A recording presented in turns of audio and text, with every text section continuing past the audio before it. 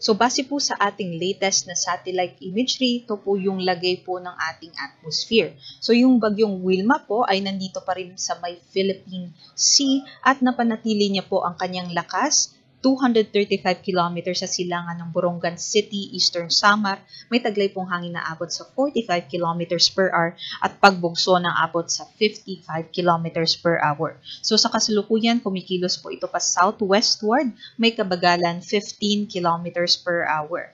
At ngayon, hindi pa nga po ito nagla-landfall, ngunit nag-e-extend na nga po yung kanyang mga kaulapan sa areas po ng malaking bahagi po ng Visayas, maging dito po sa may Zamboanga Peninsula, Northern Mindanao, and Caraga. And aside po dito kay Bagyong Wilma, maaari po tayong makaranas ng mga pag-ulan sa may areas naman po ng Bicol region and also sa malaking bahagi po ng Mimaropa dahil naman po sa tinatawag natin na shear line o yung banggaan ng mainit na hangin galing po dito sa easterlies at dito din po sa yung hangin ng Bagyong Wilma and also yung banggaan po nito sa amihan na malamig at tuyong hangin naman po. So, yun po ang maaaring magdala ng mga pag-ulan dito sa areas ng Bicol Region and Mimaropa. And dahil naman po sa amihan, may bugso-bugso din po tayo na hangin and also yung maulap na panahon sa eastern section ng Luzon. So, dito po sa may Cordilleras, Cagayan Valley, and some parts din po ng central Luzon. So, meron po tayong mga weather systems na magdadala po ng mga pag-ulan kahit hindi naman tayo apektado nitong si Bagyong Wilma, kaya doble ingat sa ating mga kababayan. Ito naman po yung ating latest forecast track and intensity nitong si Bagyong Wilma. Ngayon nga po, nasa may Philippine Sea pa ito at itong yellow na circle, ito po yung dito po natin nakikita yung mga malalakas na hangin. Dito po nakapaloob yung malalakas na hangin na more than 39 kilometers per hour nitong bagyo. At inaasahan nga po natin magla-landfall po ito or magpapass close dito po sa area ng Eastern Visayas or sa may Dinagat Islands mamayang gabi o bukas po ng umaga. At tatawirin niya nga po ang Visayas area hanggang sa Sunday at tatawid naman po sa Northern Palawan area.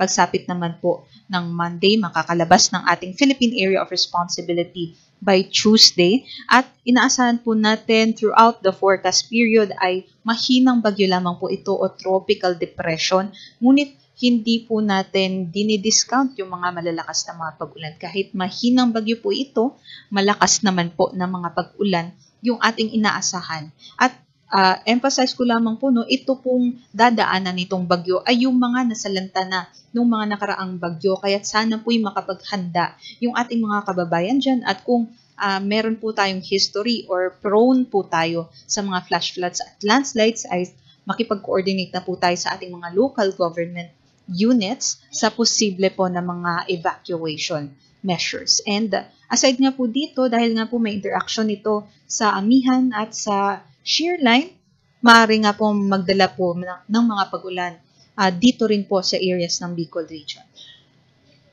Ito naman po yung ating mga areas na may wind signal number 1 sa may southern portion ng Masbate, Northern Samar, Eastern Samar and Samar, Biliran, Leyte, Southern Leyte, Cebu, kabilang ang Batayan and Camotes Islands, Bohol, northern and central portions ng Occidental, Negros Occidental, and dito din po sa may Siquijor, northern and central portions ng Negros Oriental, eastern portion ng Iloilo and Capiz sa may Guimaras, Surigao del Norte, kabilang din po ang Siargao at Bocas Grande Islands, Dinagat Islands sa may northern portion ng Surigao del Sur at sa may northern portion din po ng Agusan del Norte. And sa may Camiguin, sila nga po ang makakaranas ng mga malalakas na hangin nitong si Bagyong Wilma. At aside po dito sa hangin ni Bagyong Wilma, no, maaari din po tayong makaranas ng mga bugso-bugsong hangin naman dahil sa amihan, ngayong araw sa malaking bahagi ng Luzon and Visayas, and then bukas naman, malaking bahagi din ng Luzon, Visayas, maging sa may Zamboanga Peninsula. Pagsapit ng Sunday, malaking bahagi din ng Luzon, Visayas, Zamboanga Peninsula, and Misamis Occidental ang makakaranas ng mga bugso ng hangin dahil sa amihan. So, doble ingat po yung ating mga kababayan. Ito naman po yung ating heavy rainfall outlook. So kahit wala po tayo or hindi tayo nakapaloob sa wind signals, ay maaari nga po tayo makaranas ng malalakas na mga pag-ulan dahil sa shear line. At ito nga pong mga nasa orange, sila po yung makakaranas ng pinakamalalakas na mga pag-ulan na maaaring umabot sa 200 millimeters na maaari po natin maihalin tulad sa 16 na timba ng tubig na ibinuhos sa 1 square meter na area within 24 hours. So kung meron po tayong ganong kalalakas na mga pag-ulan, maaari nga pong tumaas yung ating mga level ng tubig, lalong-lalo na doon po malapit sa mga river basins. And also kung low-lying area po tayo, maaari din po yung mga flash floods. And kung nasa may bulubunduking lugar naman po tayo, posible din yung mga landslides. So dito po yan sa southern parts po ng Bicol region, sa may Catanduanes, Albay, Sorsogon, and Masbate. And also sa kabuuan din ng Eastern Visayas, 50 to 100 millimeters naman po o 4 hanggang 8 timba ng tubig in 1 square meter area per 24 hours naman ang inaasahan dito sa may Camarines Sur, parte din po ng Central Visayas and Western Visayas, maging sa may Negros Island region, and parts din po ng Northern Mindanao, Caraga, and also dito sa may Misamis Occidental and Lanao del Norte. Doble ingat sa ating mga kababayan. And pagsapit naman po bukas, mas inaasahan po natin na mas rarami din po ang uulanin and magkakaranas ng hanggang 200 millimeters na mga pag-ulan. So, halos buong Bicol region.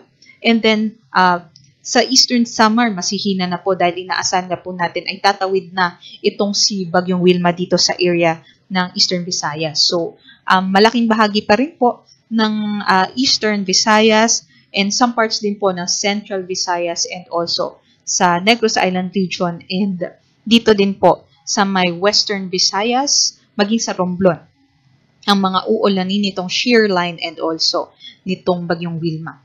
So dahil din po sa shear line, posible din po yung malalakas na mga pag-ulan dito sa Quezon, Marinduque, and Oriental Mindoro.